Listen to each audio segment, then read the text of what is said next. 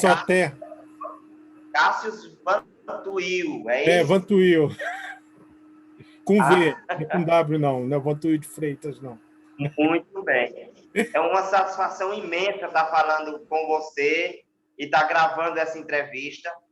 Eu lhe confesso, Cássio, que eu sou uma pessoa cujo dia é muito curto, sabe? Imagino!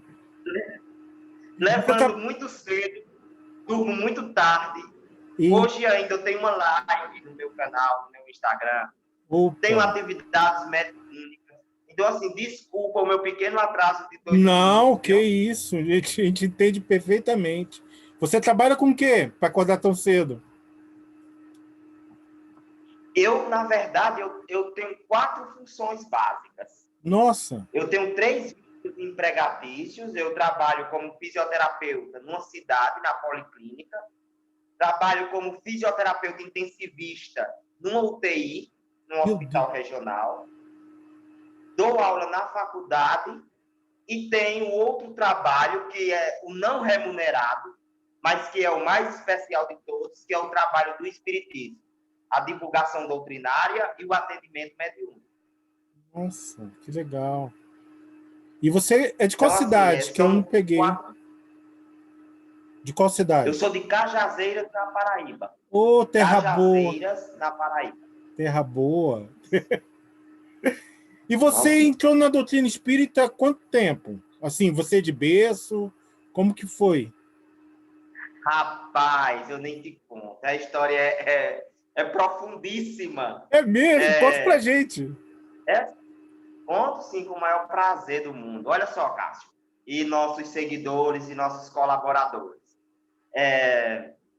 Eu nasci numa família predominantemente católica. Meu nascimento foi relativamente tranquilo. Meus pais nunca se separaram. Eu nasci de parto normal, tenho uma irmã. Quando eu tinha mais ou menos 6 anos de idade, nasceu o segundo filho dos meus pais, que no caso foi uma menina, e nós tínhamos uma família harmoniosa.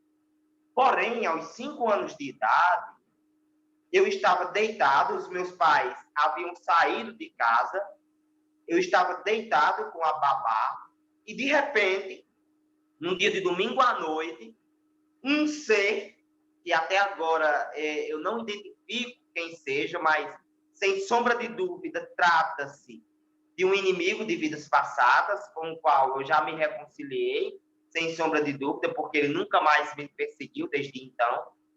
Um ser entrou na minha casa. A primeira coisa que eu estranhei foi o fato dele ter atravessado a porta, ter transfixado a matéria.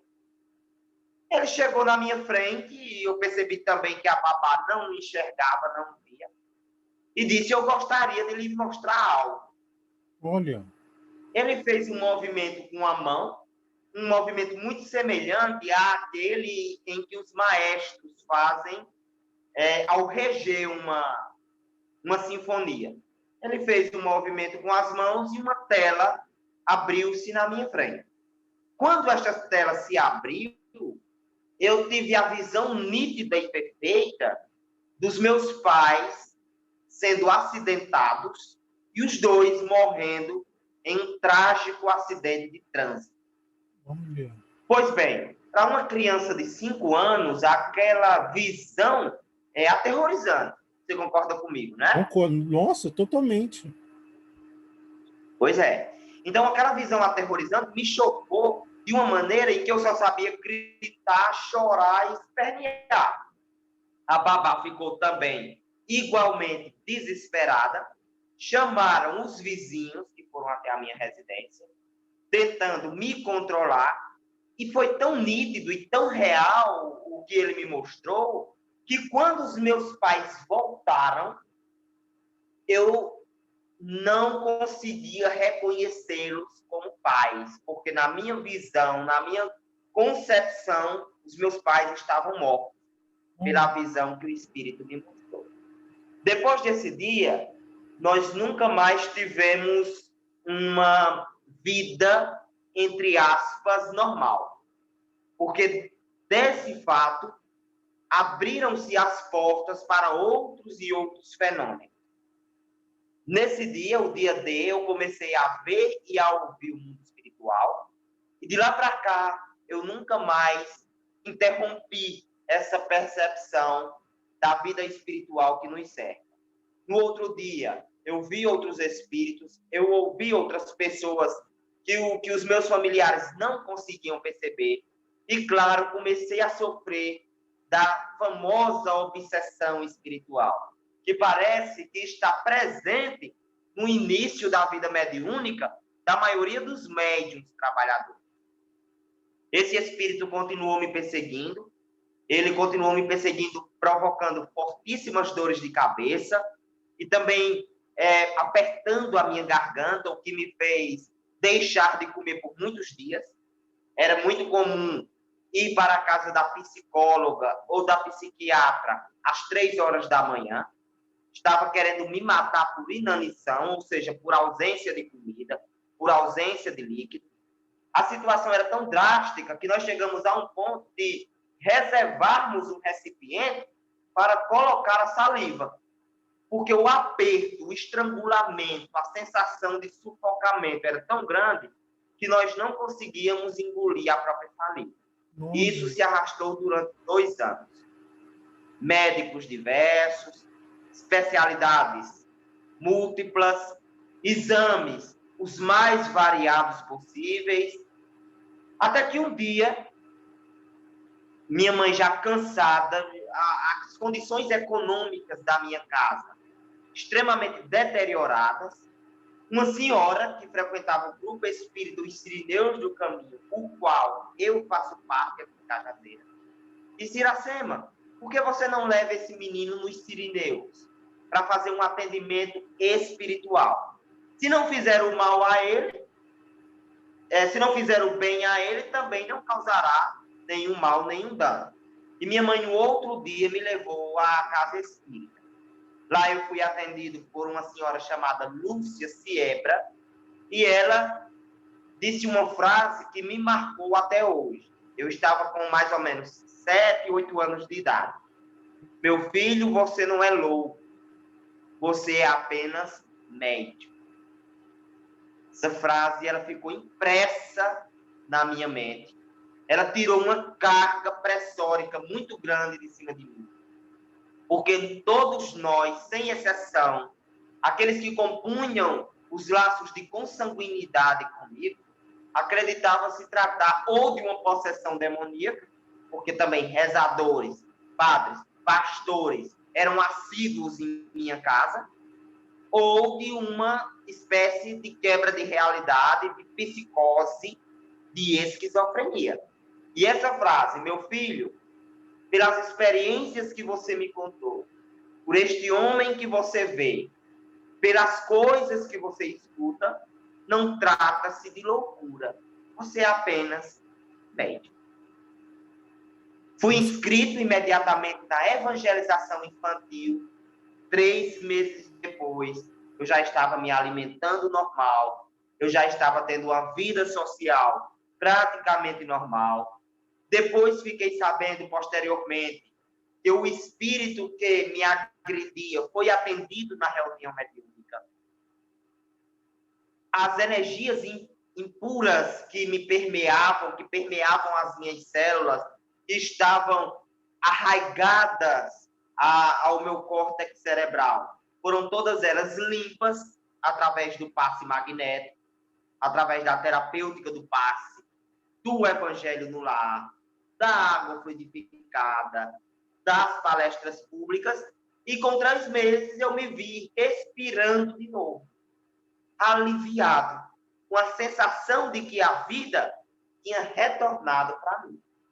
Claro que os espíritos muito me auxiliaram nessa época, porque aos 14 anos a mediunidade deu uma nova guinada, deu uma nova expandida, e eu tive que, imediatamente, aos 14 anos, ser vinculado já à prática mediúnica, já à reunião mediúnica, para iniciar os trabalhos de atendimento ao sofredor. É interessante, porque eu fiz uma live Cássio, sobre mediunidade na infância. E aqueles que estudam a mediunidade na infância, a semelhança do doutor José Fernando, que é presidente da AME do Cariri, e também da nossa irmã Sueli Calda Schubert, uma criança que é evangelizada, que recebe uma preparação prévia, e na iminência de uma exacerbação dos estímulos mediúnicos, ela pode tranquilamente, mesmo estando na fase transicional da infância para a adolescência, ser vinculado à reunião mediúnica. Porém, isso é uma excepcionalidade. Não é porque chegou com a mediunidade na casa espírita que já vai para a mesa, não. Entenda-se que eu fiz a preparação dos meus 7 aos meus 14 anos, eu tive que fazer o ESD muito precocemente, terminei os ciclos da evangelização infantil com assiduidade quase que total, já tinha conhecimento sobre o livro dos médiuns, porque era uma necessidade para lidar com aquela mediunidade tão precoce, tão contundente, e a bondade do grupo, a bondade dos mentores me fizeram entrar no atendimento da mediunidade aos 14 anos. Oh, que barato, cara. Barato e tenso, né? E, assim, nós temos muitos jovens que nos assistem. E eles têm muita dificuldade em lidar com a mediunidade nesse período. O que você recomenda? Sim. O que você, assim, esclarece, acalma esses jovens que passam como você? Meu amigo, eu tenho que lhe dizer, porque isso fez parte da minha experiência, que o papel é importante para ser reconhecido pelo jovem, o papel de médium, o papel de espírita, de homem de bem, de espírito imortal que precisa evoluir, mas a parte mais significativa da mediunidade na infância ainda é da família, dos pais. Veja só, o nosso ambiente jurídico brasileiro, apesar de eu não ser do direito, mostra claramente que os pais são responsáveis juridicamente, socialmente, psicologicamente, pela saúde física também dos seus filhos. E a mediunidade, ela não escapa dessa estrutura do ser, que é uma estrutura psicológica, física, social e espiritual. Portanto, essa mediunidade, apesar de ser despertada na infância, ela tem também uma cota de responsabilidade muito grande relacionada aos pais e à família como um todo.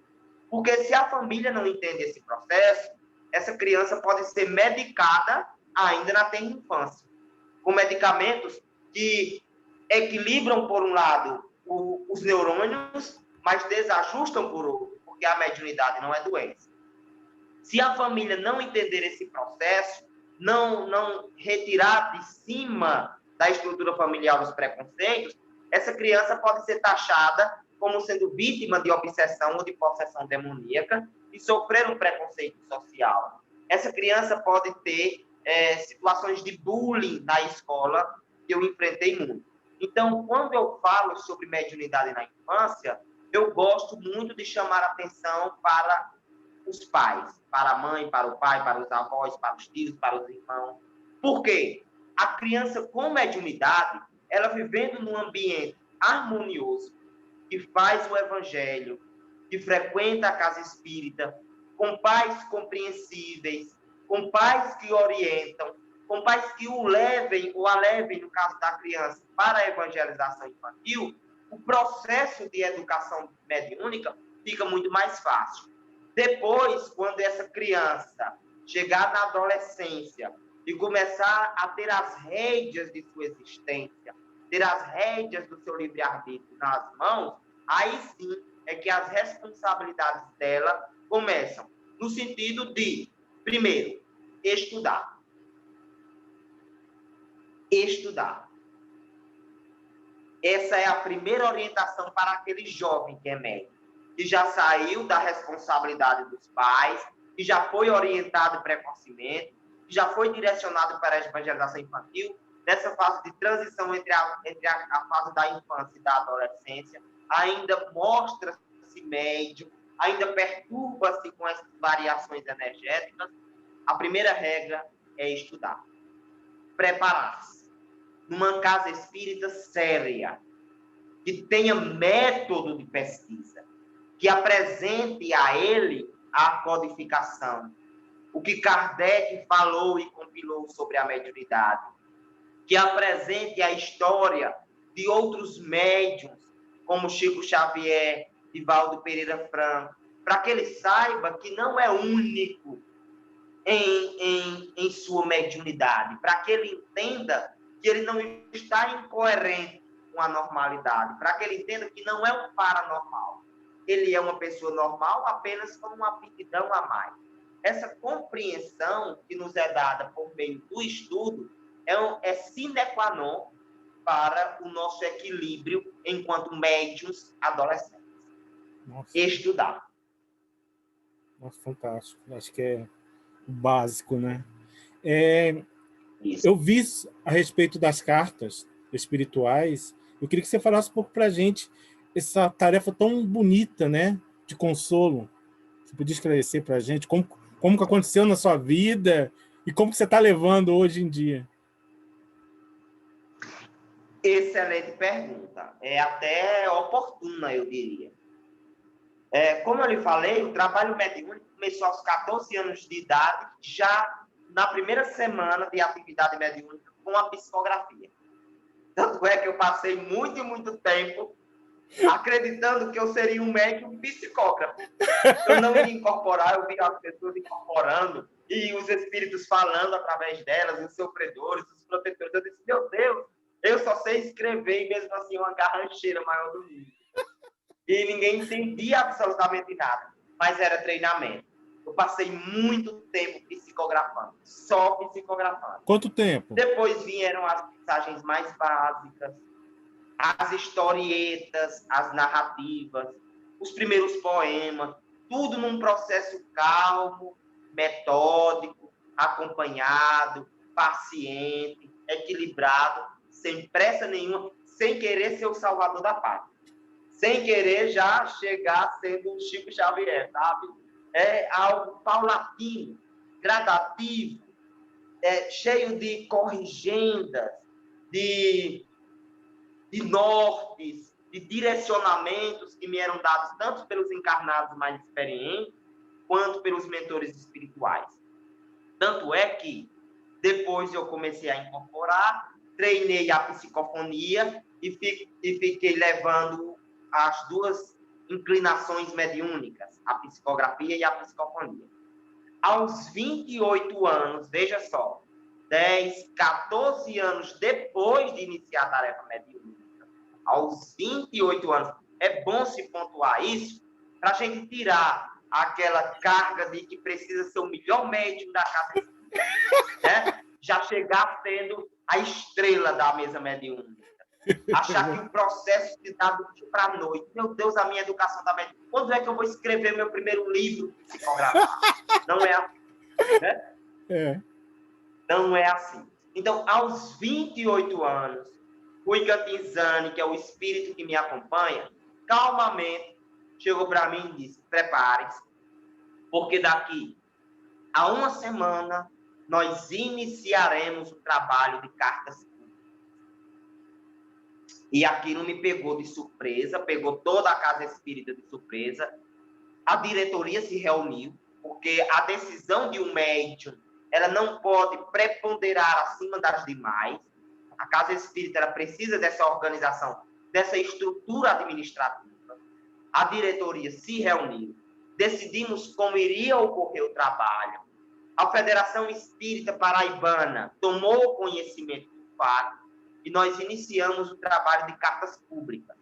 Levamos o trabalho durante 2 anos e meio, com 500 cartas psicografadas. Recentemente, há 1 ano e meio atrás, mais ou menos, houve uma interrupção das cartas públicas, não da mediunidade, porque, como eu já lhe disse no início da nossa entrevista, eu participo de reuniões mediúnicas 3 vezes por semana, e agora, recentemente, no início do ano, nós voltamos com um trabalho de cura espiritual, de passe magnético para as pessoas mais enfermas e de cartas psicografadas. Só que, em decorrência da pandemia, Cássio, nós ainda não estamos fazendo o trabalho público. É um trabalho ainda resumido. Mas tão logo volte à normalidade, tão logo essa vacina seja difundida em todo o território nacional, nós pretendemos dar continuidade ao trabalho de carta, com algumas cautelas. Você acompanhou, e aqui não nos cabe julgar, nós não estamos na condição de juízes.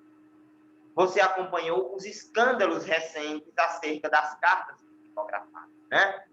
São cartas oriundas de informações tiradas da internet, são cartas oriundas do que as outras pessoas dizem acerca do desencarnado.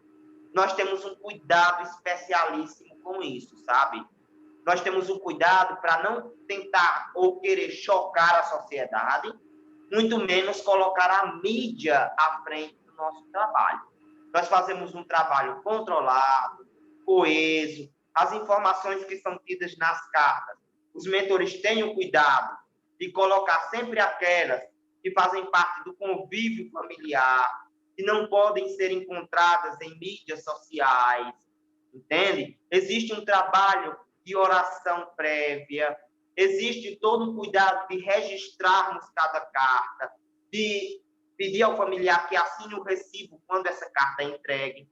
Não fazemos entrevistas, não pedimos nome, apenas quando entregamos a carta ao familiar, a quem a carta foi endereçada, a pessoa assina dizendo que recebeu.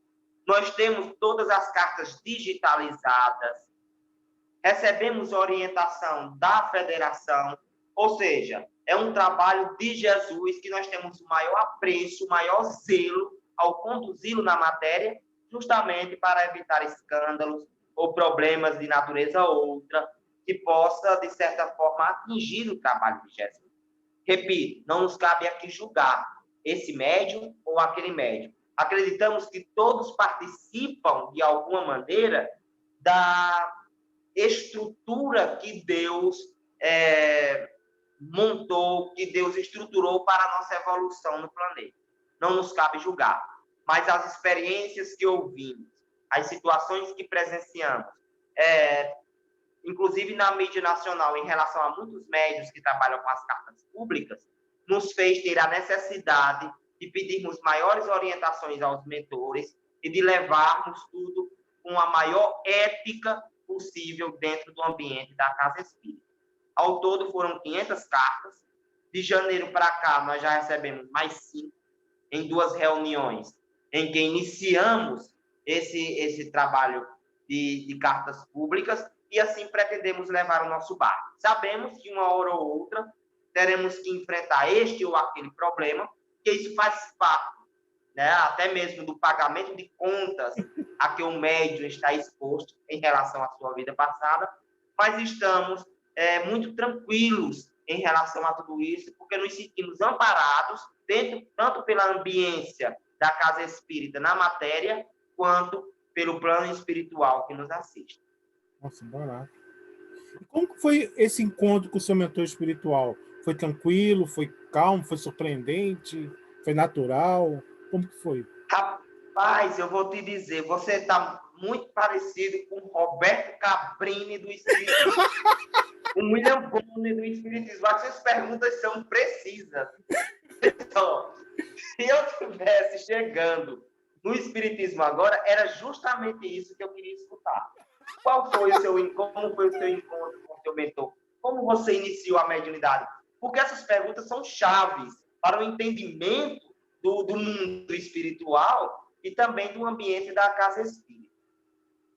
Aconteceu um fato muito semelhante com o médium Raul Teixeira, o médium e orador espírita Raul Teixeira, quando ele ainda estava no início de sua mediunidade. E também aconteceu comigo. Aos 13 anos, 14 anos, quando nós chegamos na reunião mediúnica, nós fomos assessorados por um espírito chamado Bernardo, irmão Bernardo, um franciscano, inclusive muito boa praça, muito gente boa, um espírito jovial, que na sua última encarnação conviveu com 3 adolescentes, recebeu essas adolescentes na condição de filhas, e é muito dado, muito aberto ao trabalho com jovens, né? Então, nós fomos orientados, a priori, por irmão Bernardo. Foi ele que educou a minha psicografia, porque a minha psicografia é semimecânica. Se você for buscar lá no livro dos médiuns, verá que tem a psicografia intuitiva, vem como um pensamento na cabeça do médium e ele escreve. Tem a psicografia mecânica, o médium apaga, fica inconsciente, e quando volta, tudo já está escrito. E tem a semimecânica. O médium está consciente, porém ele não controla os impulsos elétricos do braço. Então, foi irmão Bernardo que me orientou. Olha, tenta segurar o teu braço, tenta fechar o ar, puxar a perninha, tenta não gastar tanto papel, sabe? Tenta não derrubar a caneta, não fale as coisas por impulso, compreenda o que os espíritos estão lhe passando, tenha senso crítico para não se envaidecer, não acredite em todos os espíritos, haverá falsos cristos e falsos profetas, etc, etc. Ele me acompanhou dos 13 aos 14 anos de idade. Me desculpe, dos 13 aos 17 anos de idade. Aos 17 anos, ele disse, bom, agora eu não posso mais lhe acompanhar, eu tenho outros médios para educar, outras atividades para fazer na casa espírita, e vou lhe passar para alguém muito querido. E foi aí que ele me apresentou o espírito chamado Rui Cantanzani. Rui Cantanzani é um espírito mais fechado, mais introspectivo do que irmão Bernardo. Irmão Bernardo era muito expansivo. Rui Cantanzani, ele é mais, digamos assim, austero, mais direto no que ele quer dizer. E ele tem me acompanhado dos 17 anos até o momento atual, quando eu estou com 32 anos de idade. É ele que nos acompanha. Ele foi me apresentado por irmão Bernardo. Irmão Bernardo surgiu aos 13, 14 anos de idade, 13 anos e 8 meses, quase 14 anos, na reunião mediúnica. Na primeira semana ele já surgiu, ele e outro espírito chamado irmã Chiara já surgiram e já me orientaram e de alguma forma já me intuíram e já me fizeram sentir a psicosfera que eles traziam, a aura que eles expandiam para educar a minha mediunidade. Apareceram muito naturalmente na reunião mediúnica. E aos 17, irmão Bernardo me apresentou o Itamizano. E como que é esse combate interno que você falou tão bem aí, da vaidade, do orgulho, como que você lida com isso? É difícil. É difícil. Porque as pessoas, elas têm uma noção muito distorcida da realidade do médium e do mundo espiritual, da relação entre médium e mundo espiritual. Às vezes, o que eu estou falando não é oriundo do meu pensamento, né? Como o João de Ângeles falou para Divaldo Franco, no filme tem uma passagem que mostra isso, estás vaidoso por ter falado algo que não é da tua mente, quando o espírito Humberto de Campos deu a palestra através dele sobre a arte da guerra, e ele saiu um pouco envaidecido do ambiente da palestra, e Joana de Ângeles diz, estás vaidoso por ter dito algo que não é da tua mente, mas sim que foi ditado por um espírito. Então as pessoas confundem, acham que às vezes aquele rasgo de inteligência, aquela mensagem tão bem construída, aquela cura espiritual, aquela carta que trouxe tantos detalhes do familiar que partiu, é fruto de Anderson. Quando, na verdade, não é. Anderson é apenas um intermediário, um veículo, né? O médium, que significa intermediário. Anderson é apenas um cano por onde passa essa água limpa que chega até as pessoas. Mas a fonte de água limpa não é Anderson. Então, as pessoas geralmente elogiam, né? Nossa, como a sua mediunidade é ostensiva.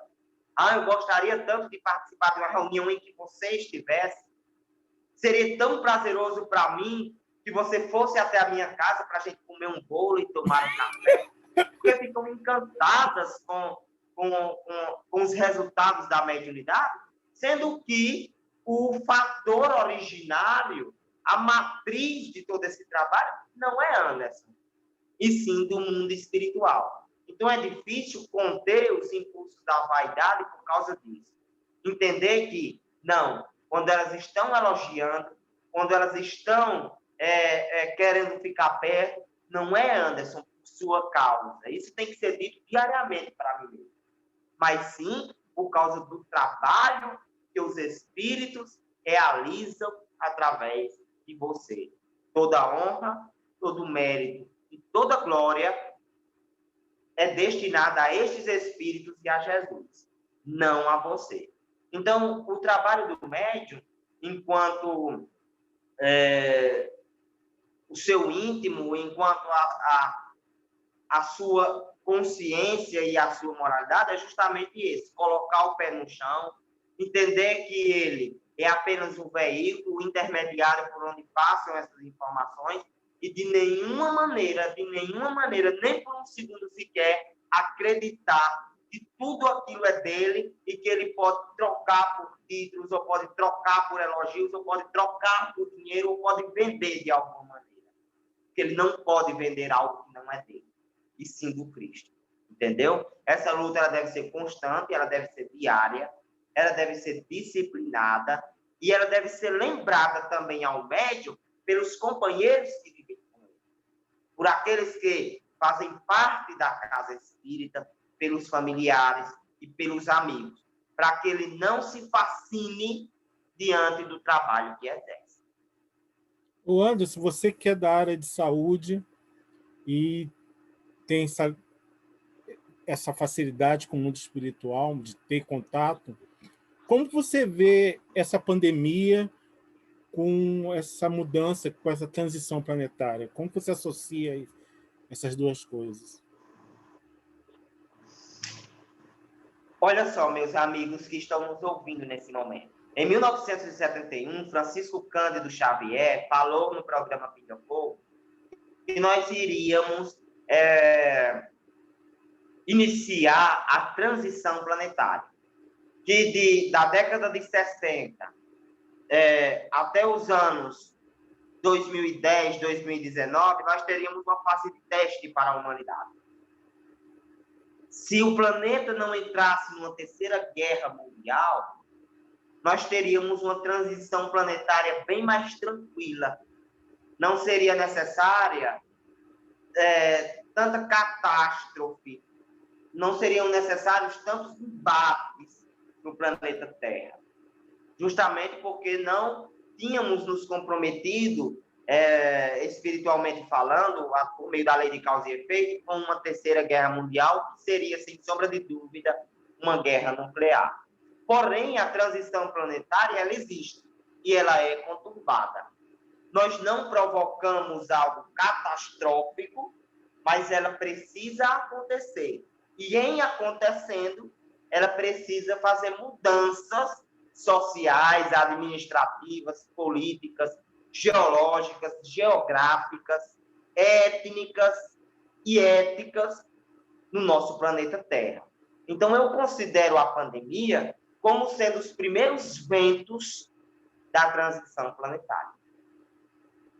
Certo? Nós entramos agora em 2019, justamente nessa data limite, estipulada pelos espíritos e que foi informada a Francisco Cândido Xavier, de 50 anos, e para os espiritualistas, aqueles que têm uma visão mais mística do mundo espiritual, e também não nos cabe julgar, nós entramos na era de Aquário. Então, são situações convergentes, não é? Que parecem convergirem para o mesmo ponto, ou seja, um ponto de transição, de mudança. E a pandemia ela vem justamente dar o pontapé inicial nestas transformações. Quando ela surgiu em meados de abril, os espíritos que já intentavam iniciar o trabalho de cura e de cartas psicografadas, agora em janeiro de 2021, me informaram: daqui para dezembro, a cura surgirá no mundo. E foi exatamente isso. A metodologia científica foi muito rápida, a medicina foi muito rápida, a microbiologia trabalhou em tempo recorde, e nós tivemos aí em dezembro as primeiras doses de vacina, e agora a difusão dessa vacina no mundo inteiro, sendo distribuída por diversos laboratórios nos 5 continentes do planeta. Então, isso mostra que os espíritos estavam certos e que tudo isso faz parte de uma programação maior, que não é a nossa, mas sim a programação do governador espiritual da Terra, que é Jesus, e dos engenheiros siderais do Conselho Kármico, que estão fazendo com que o nosso planeta passe pelas primeiras transmutações energéticas para a fase de regeneração. A pandemia, para mim, é isso, o início dessa transição. E como você vê o movimento espírita? Você tem algum olhar diferenciado? Como você enxerga? Com certa preocupação. É mesmo? Por quê? Com certa preocupação. Sim, vou lhe explicar o porquê. Até Manuel Filomeno de Miranda fala disso em uma de suas obras, que está até aqui comigo, deixa eu ver. Está sim, aqui ela. Na minha escrivania, eu vou até mostrar a capa para vocês se familiarizarem. Perturbações espirituais de Manuel Filomeno de Miranda, por meio da mediunidade de Divaldo Pereira Franco, para quem gosta de uma referência sobre o que é dito pelos divulgadores da doutrina espírita. Nós estamos numa fase do movimento espírita, e isso o Instituto Brasileiro de Geografia e Estatística mostrou, em que a maior parte dos componentes da casa espírita são indivíduos bastante estudados, acadêmicos, inclusive com pós-graduação. Mas, Anderson, você está dizendo que isso é um mal, que isso é um retrocesso? Não, porque o próprio Kardec disse que o espiritismo deveria acompanhar a ciência. Não há mal nenhum na maior parte dos integrantes do movimento espírita fazerem parte de uma pequena porcentagem da sociedade que tem pós-graduação, tem emprego fixo, conforme é demonstrado pelo Instituto Brasileiro de Geografia e Estatística. Só devemos ter cuidado, Carlos, com a elitização dos nossos trabalhos. Entende? Muitos cursos, muitas teorias, muitas palestras, muitos livros, mas isso tem que andar lado a lado, amigo, com o trabalho do bem, com a caridade. Nós temos casos espíritas que abrem de segunda a segunda, apenas para estudos. Não tem uma reunião mediúnica. Verdade. E onde é que está o trabalho do espiritismo, que é de atendimento aos sofredores?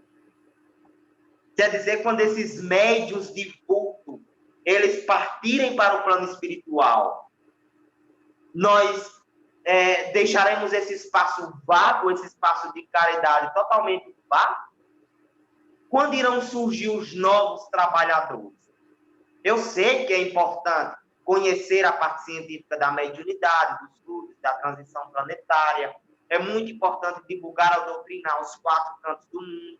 Isso é importante.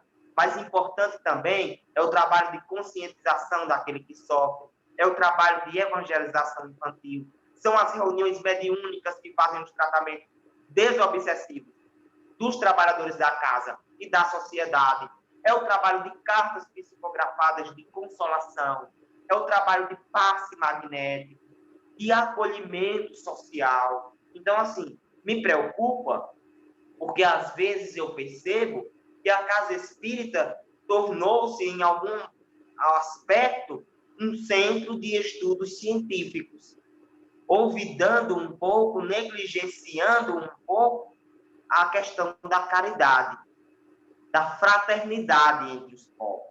Você tira como exemplo Francisco Cândido Xavier. Chico Xavier, ele exaltava o estudo. Ele estimulava as pessoas a estudarem, né? Mas todo dia na casa da prece tinha o seu trabalho de caridade. E a gente precisa sair desse comodismo intelectual no qual nós estamos e dividir o nosso tempo para atendermos às duas necessidades. As necessidades intelectivas do espírito e também as necessidades morais que são relacionadas ao trabalho no bem. E antes, você tem algum sonho, assim, você tem algo dentro do movimento que você queira fazer, que você possa contar, né? Pode ter coisa aí que você está esperando o momento certo. Meu intuito, meu objetivo maior é trabalhar. Claro, eu estudo, eu tenho aqui os meus livros, eu ainda faço cursos hoje em dia, eu ainda, quando tenho uma dúvida, consulto o livro dos Espíritos, consulto o livro dos Médiuns, pergunto a outras pessoas que têm um maior conhecimento que o meu, como é que eu consigo chegar àquela conclusão, assisto palestras quase que diariamente, sou inteirado nessa relação do Espiritismo com a ciência, mas a única maneira, mesmo com todas as minhas imperfeições, porque eu as tenho, eu sou um médium tarefa, e médium tarefa está pagando conta, ele não é missionário. Eu estou pagando as minhas contas do passado. Então, com todas as limitações que eu ainda tenho, a única maneira que eu vejo de compensar essa doutrina pelo bem que ela me fez, o único modo que eu tenho de devolver um pouco a Jesus o amor que ele me deu, que ele me consagrou, me tirando daquelas perturbações espirituais que eu tinha na infância e me dando uma vida normal, é trabalhando. É divulgando a doutrina espírita 2, 3 vezes por semana, é indo para as reuniões mediúnicas, é aplicando passe nas pessoas, é tirando a dúvida de alguém que me procura, ou seja, servindo. Então, eu não estou preocupado em estruturar, vamos dizer assim, uma creche, ou então um abrigo de idosos, ou então abrir uma casa espírita onde eu posso trabalhar de acordo com os meus métodos. Não. Eu estou seguindo aquilo que foi determinado para mim. Trabalho. Quando o trabalho for aparecido, nós vamos lhe orientando. Vá para esse campo de trabalho, vá para aquele outro serviço. Haja dessa maneira. E assim eu vou ao sabor daqueles que me orientam e que querem o meu bem. Então, o meu projeto, primeiro, é continuar trabalhando e servindo a casa espírita. Se daí surgir a publicação de um livro, ou então uma casa espírita em um novo local que esteja carente dessa consolação, um hospital espiritual, um hospital espírita mais adiante, ou etc, e etc, isso daí vai surgir naturalmente.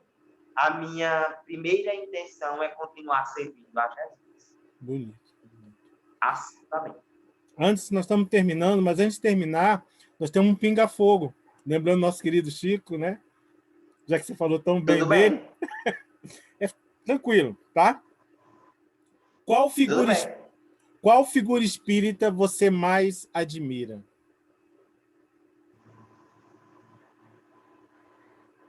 A pergunta é qual ou quais? Pode. Se você tiver mais de um, pode também, lógico.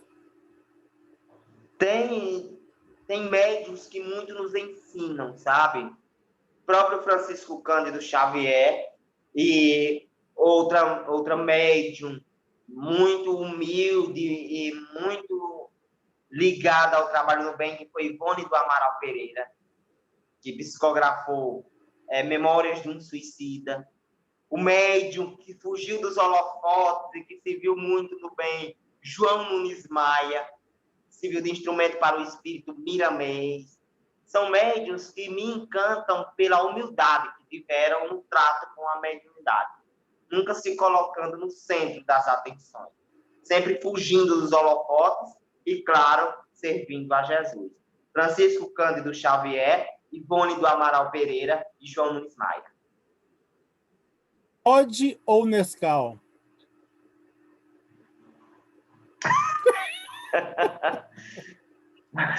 Pode. Qual livro espírita você mais gosta?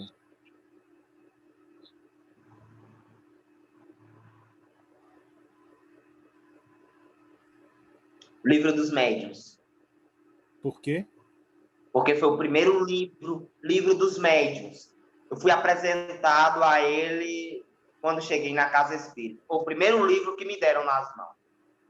Quando eu cheguei na Casa Espírita, me disseram, toma, estuda esse livro aí. Livro dos Médiuns. Biscoito ou bolacha? Biscoito, porque espírita adora comer. Bolacha não tem recheio, biscoito tem, então biscoito. Cite uma virtude que lhe caracteriza.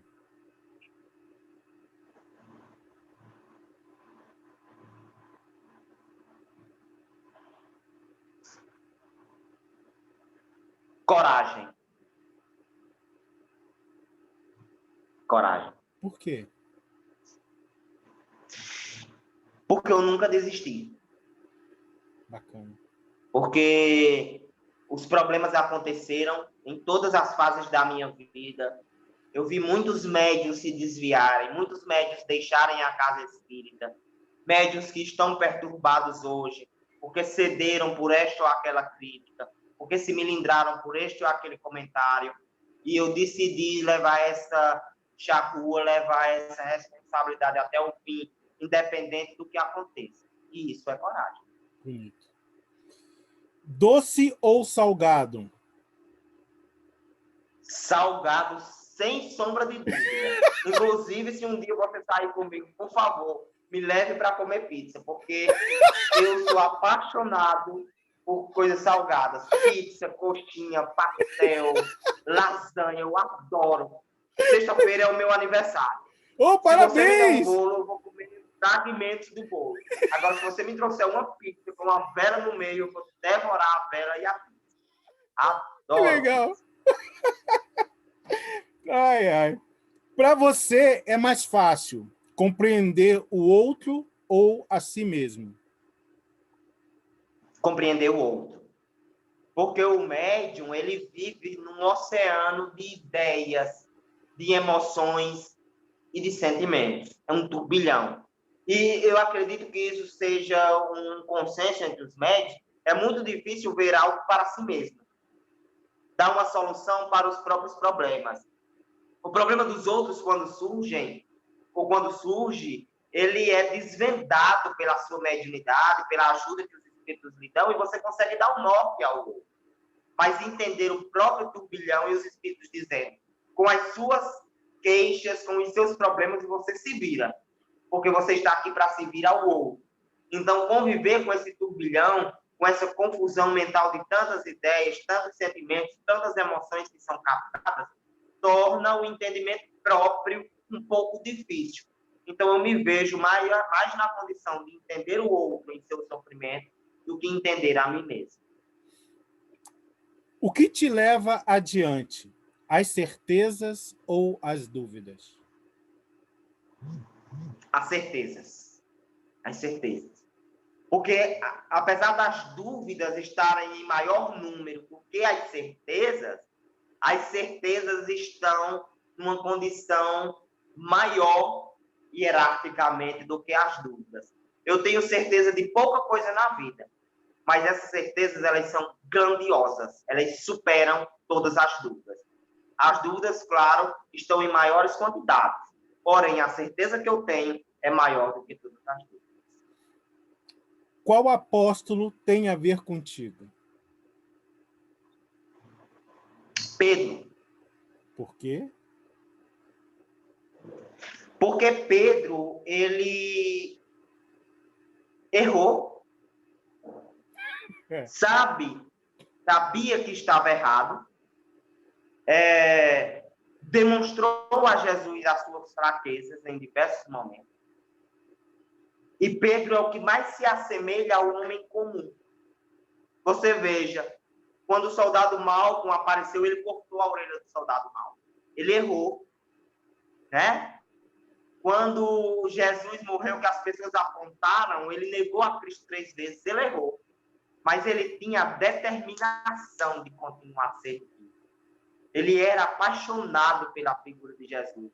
Mesmo sabedor das suas imperfeições, das suas limitações enquanto homem, o medo que estava no barco naquele momento em que a tempestade fazia o barco só sobrar e sacudir de um lado para outro, e ele gritando desesperado. Então, de todos os apóstolos, de todos os discípulos de Jesus, Pedro era o que mais se assemelhava à criatura humana. Era aquele homem que tinha força, que trabalhava todo dia, que conquistava os seus objetivos, mas que errava, e quando errava chorava e pedia perdão. Fica claro quando ele negou Cristo, né? Ele se arrependeu tanto que ele chorou, ele se desesperou, porque ele estava de frente com a sua própria consciência. Então, Jesus, ele não vai buscar criaturas perfeitas, mas irá buscar criaturas semelhantes a Pedro, com boa vontade de servir, mesmo diante de todas as imperfeições que tinha. Então, Pedro. Por que a doutrina espírita é tão importante na vida das pessoas? Porque além de consolar, salva. Sabe? Eu até me emociono de falar sobre isso. Eu acho que essas perguntas elas são muito capciosas do lado positivo das coisas. Porque a doutrina espírita salva, e eu sou a prova viva dessa possibilidade salvadora do espiritismo. Se não fosse o espiritismo, eu era um jovem esquizofrênico, um suicida, sabe? Minha família estaria desestruturada. Eu recebi cartas de uma jovem para um pai que queria se suicidar. Nossa. E quando recebeu a carta da filha, né, não pensou mais em suicídio. Que bonito. Nós fazemos atendimentos espirituais para as pessoas que estão em situação de penúria completa, tanto psicológica quanto física. E depois essa pessoa chega para você e diz assim, aquele atendimento, aquela palavra, aquela mensagem, aquela palestra, aquele passe me salvou. Então isso é maior do que consolar. A doutrina espírita, ela salva. Entendeu? Então por isso é que eu amo. Bacana. Você que é um homem das frases, que eu adoro acompanhar essas frases no Instagram, qual é a frase que te define, a frase da sua vida?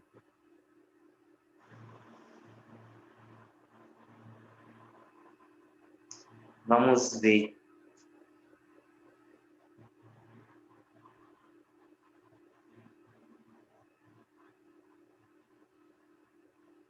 A frase que me define. Agora você me pegou. Viu? Porque são tantas frases, como você sabe, eu sou um indivíduo muito pensante. E recebo intuitivamente muitas frases que falam ao coração das pessoas, sabe? Mas deixe-me ver aqui uma.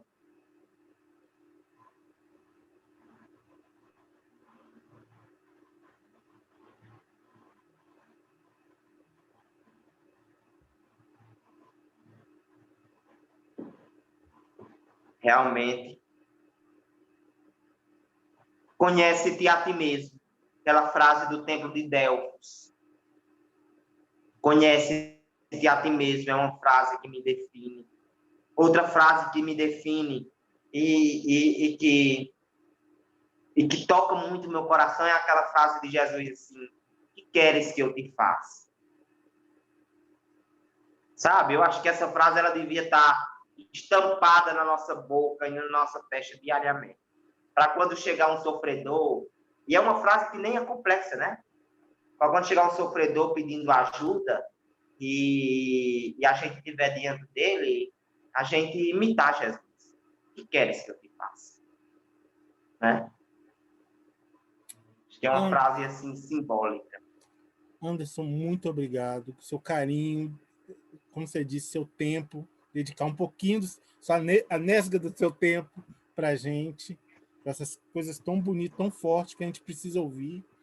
E se puder falar onde a gente te acompanha, como a gente te segue, te vê, para o público que está aí te assistindo. Certo. eu gostaria muito que as pessoas pudessem ter contato com os conteúdos do nosso Instagram, que é o @BritoAnderson1, para conhecer um pouco do nosso trabalho. O trabalho das lives, o trabalho da Casa Espírita, também a vida pessoal, por que não? Nossa intenção não é esconder absolutamente nada daquilo que nós fazemos enquanto trabalhadores da sociedade, trabalhadores da Casa Espírita. Então, @BritoAnderson1 no nosso Instagram. E o nosso canal no YouTube, que está iniciando, com temas curtos, falando do espiritismo, tratando de alguns assuntos que ainda são tabus, que ainda são dúvidas na cabeça de algumas pessoas. O canal no YouTube é Anderson Rolim de Brito. Tem apenas 67 inscritos, mas é o início de uma longa jornada. Eu gostaria, se possível, que vocês seguissem essas duas mídias, essas duas redes sociais, o Instagram e o YouTube. Já estamos seguindo lá. Obrigado, Anderson, de coração. Tá. Deus te acompanhe, te proteja nessa missão tão bonita aí, na sua tarefa tão linda. Muito obrigado. Tudo bem. Eu queria só, se possível, lhe convidar nesse último minuto para fazer uma prece. Nós, com certeza. Vamos fazer uma prece de encerramento. Senhor Jesus, gostaria de te pedir que nos ilumine nesse momento de prece, que ilumine o perfil Brilha a Tua Luz, ilumine o nosso irmão Cássio, a família dele, todos aqueles que estão escutando essa conversa fraterna entre dois amigos, e nós te agradecemos a oportunidade de continuarmos te servindo e te amando, hoje e sempre, graças a Deus. Graças a Deus. Fique com Deus, Brito. Obrigado pelo carinho. Tchau. Até mais. Tchauzinho.